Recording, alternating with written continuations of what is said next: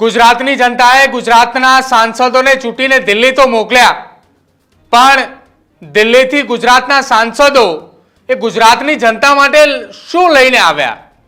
શું ગુજરાતની જનતા માટે દિલ્હીથી આવેલા એ સાંસદો એ ગુજરાતની જનતા માટે વિકાસ લઈને આવ્યા ખરા?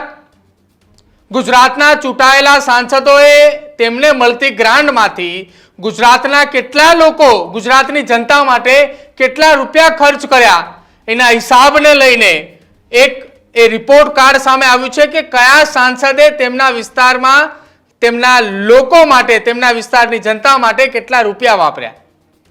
આ સાંસદોની ગ્રાન્ટ જે સાંસદોને આપવામાં આવે છે એમાંના કેટલા રૂપિયા આપવામાં આવે છે અને સામે કેટલા રૂપિયાનો તેમને ખર્ચ કરવામાં આવ્યો.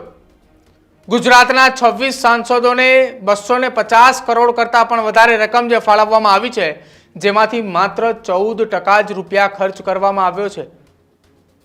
આ ગુજરાતની જનતાની કમનસીબી કહો કે પછી ગુજરાતની જનતાને એ જે તેમને વોટ આપ્યા છે એમાં ભોગવવાનું લખ્યું હોય તે 254 કરોડમાંથી ફક્ત 10 કરોડ ફંડ વપરાયું હોવાની વાત એ રિપોર્ટ સામે આવ્યો છે. અને સાંસદોએ પ્રાથમિક સુવિધા પાછળ એ ફંડ પોતાનું નથી ખર્ચી રહ્યા. જે સાંસદોએ લોકસભાની અંદર જઈને મોટી મોટી વાતો કરે છે એ સાંસદો તેમના જ વિસ્તારની અંદર ગ્રાન્ટ ફાળવવા માટે એ ક્યાં પાછળ રહી જાય છે તે ખબર નથી પડતી.